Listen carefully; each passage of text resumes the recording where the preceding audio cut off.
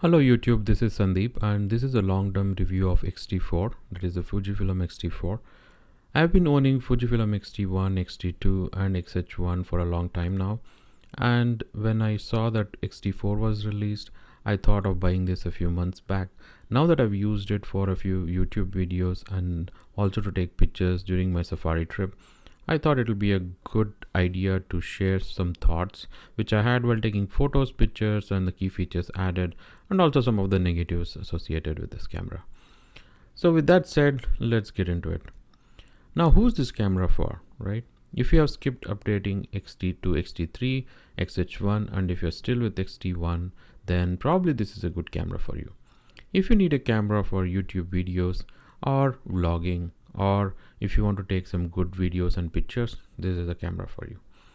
Also, if you want a light travel camera, and again that kind of meets the requirement of XT4, and it comes into that line of cameras which are light, good for photos and videos as well. With that said, I want to talk about only the key features which have been added into the XT4. Of course, there are several other features in this camera which are good, which are bad, all of those things, but I'm going to talk only about the key features which are there, which has benefited me a lot coming from the XT series of cameras. So first of all, the most important feature I feel is the USB-C charging.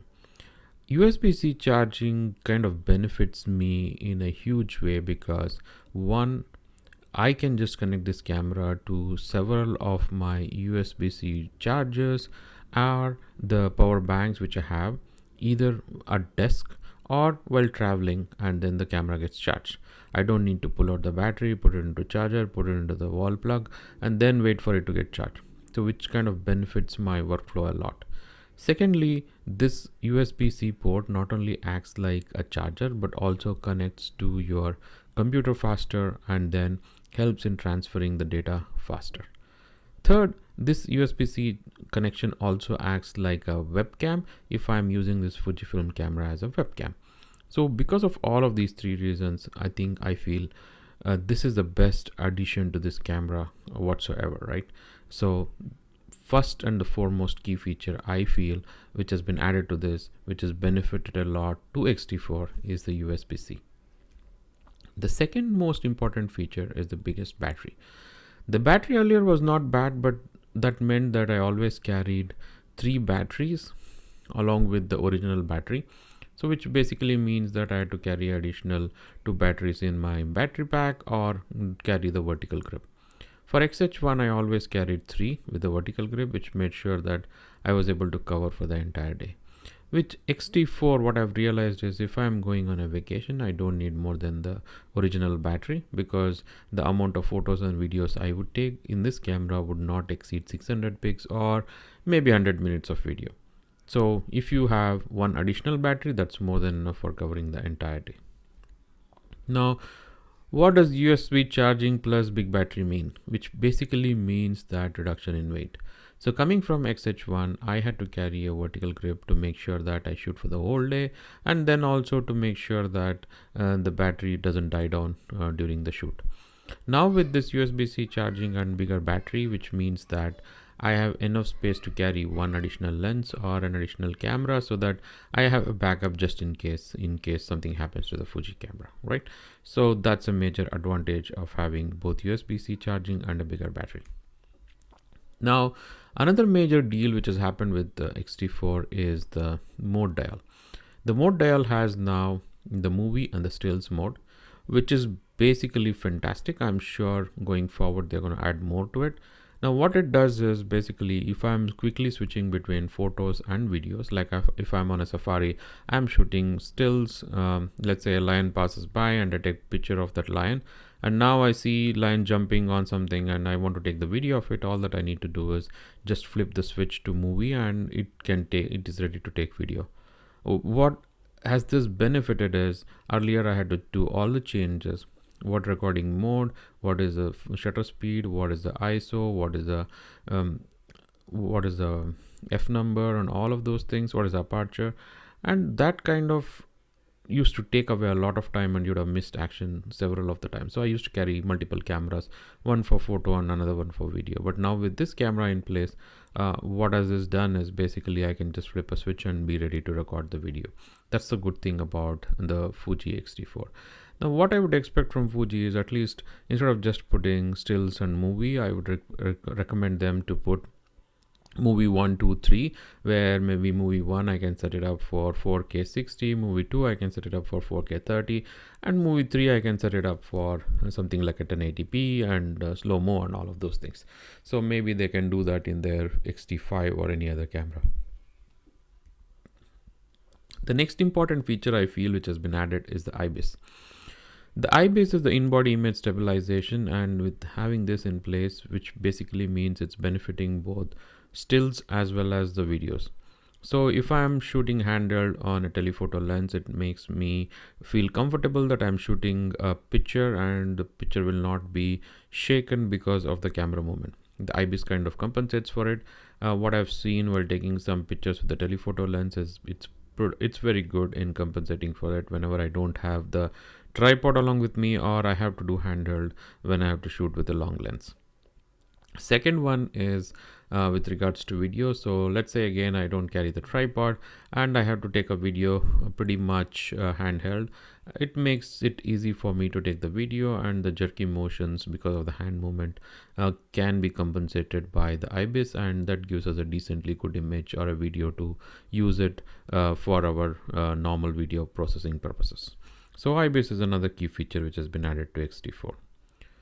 Now, this is another very important feature which I felt it has been greatly improved from XH1 and XT3 and maybe even XT2, because of the fact that it is so good, especially for videos. Don't get me wrong, photos was very good. Already it was very good. But for videos now, I can comfortably put it in the auto mode, and it can take and track the subject very clearly and take the video. Like the other day, my daughter was doing a taekwondo class, and I took this camera, focused the camera on her, had the face locked onto her, and then I just hit the record button and walked away. When I came back and watched the footage on my computer, I realized that not even a single time this camera lost the focus, which is a huge benefit to anyone who wants to not worry too much about the focus and is shooting predominantly kids video or a video where everything has to be in focus, and didn't have to worry about keeping it in manual, making sure that it is f8 all the time, and making sure that the camera is always in focus and constantly checking. Now you have an option where you can leave it at auto, and of course it does hunt for some time, but the hunting does not look inorganic or does not make the video non-usable for personal purposes. Of course, if you're using it for professional purposes, you would want to go back to manual or use it in any other modes you want, but for simple purposes you can use this autofocus, and it's really good. The next one is the webcam feature. This is an important feature for the COVID situation right now, where everyone is working from home and you have to do video conferencing majority of the times. Now what has happened is, like, if you have a computer or a Mac which is at least 2 years old, what happens is the webcams on these things were not that great. So for like iPhone and iPad, it generally had a better webcam because of the fact that they had FaceTime in it, and the front facing camera was much better than on the Macs. The Macs was never really good. So if you switch on the camera on this particular situation, let's say with the Zoom call, your face will look really bad. Now that Fujifilm has enabled this feature, the webcam version 2, now I have an option to use all the fixtures, all the accessories, all the camera lenses I have, and make my face look really good. I can use the film simulations and also use portrait lenses to make sure that the video clarity going out of my computer is really good for a video call. So which is really good feature, and it's a welcome feature. At least I'm benefited a lot from this particular feature in recent times. Now coming to the negatives of it, the major negative which I realized is that whenever you're recording video 4K 60, 4K 24, the Fujifilm X-T4 gets overheated in 15 to 20 minutes. So I'm putting 19 minutes here, but it's sometimes 15, sometimes 19, depending on your situation, I guess, and how hot your surroundings are, or whether you're outside or inside, or if there is a small draft surrounding the camera or not, right? So based on that, the timing varies, but which basically means I'm not going to run it till 19 minutes. I have to switch it off at 15 minutes to make sure that the video is saved and the camera is safe. So effectively you're getting 15 minutes of recording before the overheating kicks in. So this I feel is a major negative for this camera, because if your recording time can be less than 15 minutes, then probably you can buy this camera. If you think that your recording will always exceed 15 minutes, then this is the decision factor that you don't need to go for this camera. Go in for XH1 or XT3. I think they last a lot longer than this particular camera. So although we have bigger battery, although we have USB-C charging, although we have IBIS, this is one of the key factors which kind of drive whether you have to buy this camera or not. Now, initially my thoughts on who should buy this camera and who should not. When I finally saw this camera, I was expecting it to be a XH1 with a reduced weight. After using this camera for a while, I've realized I can get more things done, and it has become more reliable in many ways, like longer battery life, predictive autofocus, and better control. The main negative being the overheating. If you can avoid it by shooting in smaller chunks of time, it's a great camera.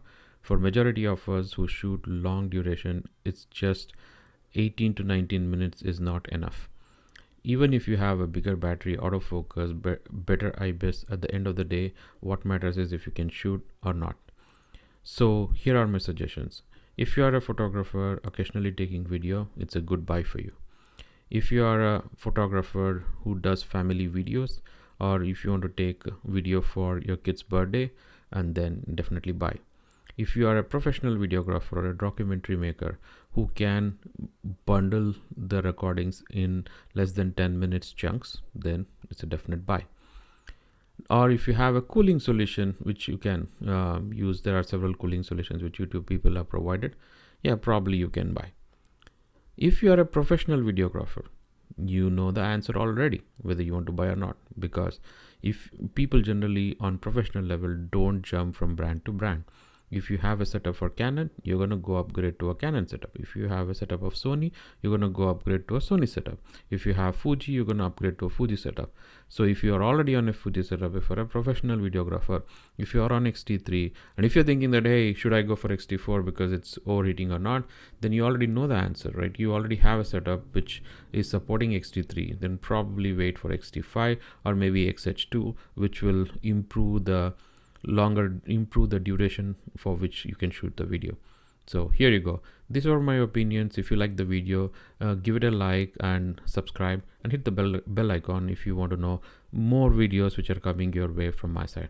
Thank you. Bye bye.